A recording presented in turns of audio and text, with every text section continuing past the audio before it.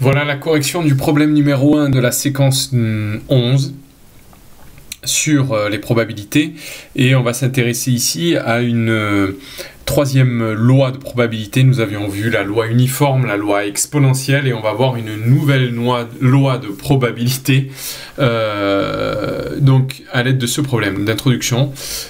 Ici, il s'agissait dans la première question donc, de calculer les fréquences de chacune des classes donc représentées dans la première ligne, à savoir, voilà, nous avions des flacons de pénicilline et on avait des masses différentes, donc voilà la classe 116-118, donc les flacons ayant pour masse entre 116, une masse comprise entre 116 grammes et 118 grammes, et ainsi de suite. Et on savait qu'il y avait 5 flacons qui avaient une masse comprise entre 116 et 118 grammes, 14 qui avaient une masse comprise entre 118 et 120, et ainsi de suite. Donc pour calculer la fréquence, c'est tout simplement l'effectif sur l'effectif total, c'est-à-dire la proportion en fait de flacons. Il y a une masse comprise entre 116 et 118, et ainsi de suite. Donc on sait qu'au total, il y a 250 flacons, soit ici 5 sur 250, ce qui nous fait du 0,02, d'où 2% en fait de flacons. Il y a une masse comprise entre 116 et 118 grammes, et ainsi de suite. Voilà comment on les calcule. Effectif sur effectif total, à chaque fois. Donc, voilà les résultats pour la première question. Nous avons tous ces effectifs, et on nous demandait le tableau, l'histogramme, pardon, des effectifs. Alors, sachant que l'histogramme des effectifs, comme on l'a fait précédemment, chaque rectangle représentant une classe a son aire égale à la fréquence d'apparition de cette classe. Ça signifie que la largeur étant toujours égale à 2, puisque nous avons 2 unités d'écart entre la borne inférieure et la borne supérieure, donc la largeur étant toujours de 2, on veut que l'aire soit égale à la fréquence. Et bien pour calculer la hauteur, sachant que largeur fois hauteur est égale à l'aire, et bien on va faire l'aire divisé par la largeur pour obtenir la hauteur. Donc ici, on fera à chaque fois 0,02, c'est-à-dire la fréquence, puisque la fréquence est égale à l'aire, divisé par la largeur qui est tout le temps de 2.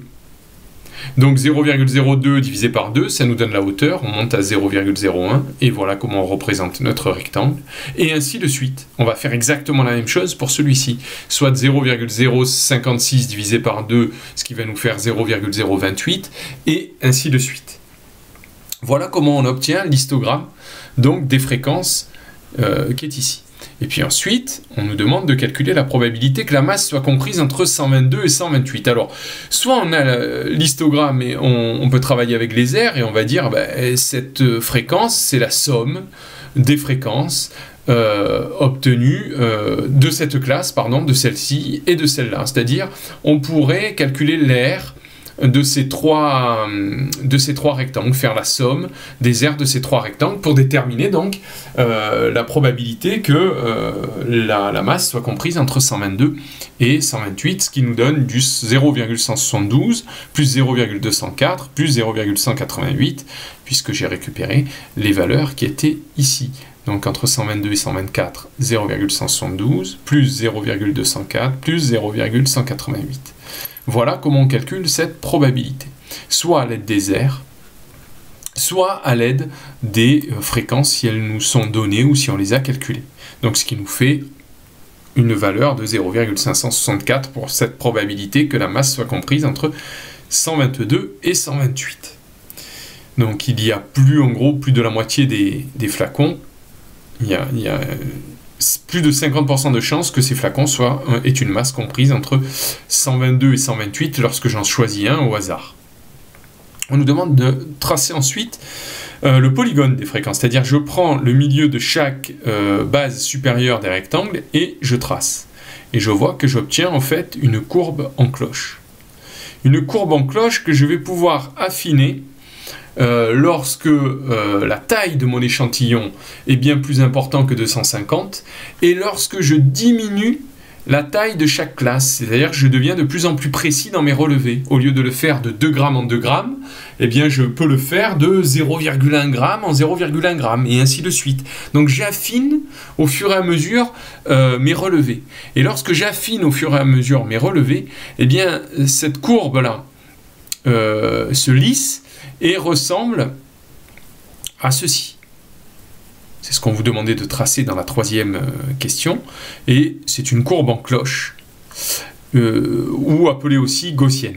Une courbe gaussienne, courbe de Gauss. Voilà.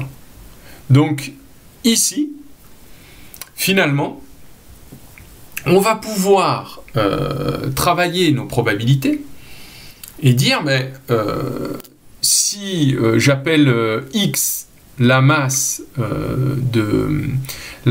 du flacon que j'ai choisi au hasard, quelle est la probabilité que cette masse soit comprise entre non plus de 2 en 2, mais je sais pas moi, 123 et 130,5. Comment je vais faire entre 123 et 130,5? Eh bien, si je possède ce qu'on a appelé dans les cours précédents sur les lois continues, si je possède la fonction de densité, alors à ce moment-là, je vais pouvoir calculer cette probabilité puisqu'elle correspondra à l'aire sous la courbe comprise entre les droites d'équation x égale 123 et x égale 130,5 par exemple. Donc j'aurai plus qu'à calculer cette aire. Et vous imaginez bien que ce calcul d'aire, une fois que j'ai la fonction qui est représentée ici, je n'ai plus qu'à faire un calcul d'intégrale. Alors, cette fonction, elle est un peu particulière, et cette loi est un peu particulière, on appelle ça une loi normale, la loi normale, et pour définir une loi normale, il nous faut 2 paramètres. Le paramètre mu et le paramètre sigma.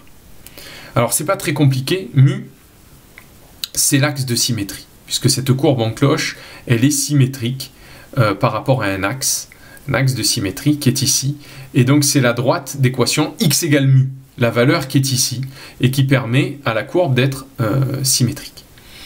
Sigma, lui, on en parlera un tout petit peu plus tard, c'est ce qu'on appelle l'écart type de cette variable aléatoire. La courbe représentative de la fonction qui nous intéresse, la fonction de densité, elle est là. Et l'expression qui permet de représenter cette fonction, qui permet de définir cette fonction, elle est ici. Alors, j'en ai parlé lors de la classe virtuelle, elle est quand même... Ah, il y a un petit problème de parenthèse, il n'y a pas de parenthèse ici en fait, hein. Mais vous l'avez dans la synthèse, il n'y a aucun problème. C'est-à-dire que si on considère les 2 paramètres mu et sigma, avec sigma positif, on dit que la variable aléatoire x suit une loi normale de paramètres mu sigma, si pour tout réel c et d, on a la probabilité que x soit compris entre c et d, c'est l'intégrale entre c et d de f de t dt avec f de t, donc cette fameuse fonction de densité, la fonction qui a pour courbe cette représentation en cloche, eh bien, est définie par l'expression suivante, 1 sur sigma fois racine carrée de 2pi, exponentielle de moins 1/2 de x moins mu sur sigma, le tout au carré. Alors ça, je vous rassure, on va faire ces calculs à l'aide de la calculatrice. On l'a vu en classe virtuelle, lors de la classe virtuelle, on va faire ces calculs à l'aide de la calculatrice, que ce soit avec la TI 82, la TI 83 ou la Casio. Voilà. Donc, je vous ai mis dans la synthèse la manipulation de la calculatrice. Entraînez-vous avec les exos de base que j'ai mis dans la fiche d'exercice. Ici, juste pour vous montrer, en représentation graphique, voilà ce que l'on obtient. En représentation graphique, eh bien, mu, c'est x égale mu, c'est l'axe de symétrie de notre gaussienne, de notre courbe de Gauss, de notre courbe en cloche. Et sigma, en fait, c'est l'écart type, c'est-à-dire l'écart moyen par rapport à mu.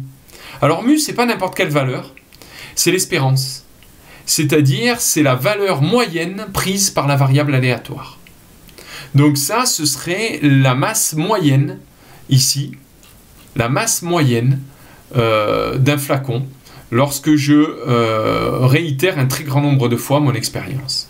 Donc ce serait aux alentours entre 125 et 126 dans ce cas-là, si je fais une lecture graphique.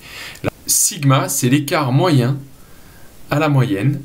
Donc ici, on le voit, plus sigma va être petit, plus les valeurs prises par la variable aléatoire vont être resserrées autour de ma moyenne, de mon espérance. Et plus sigma va être important, plus ces valeurs vont être dispersées autour de ma moyenne. Voilà pour cette correction du problème 1 qui s'accompagne donc de la synthèse que je vous ai envoyée.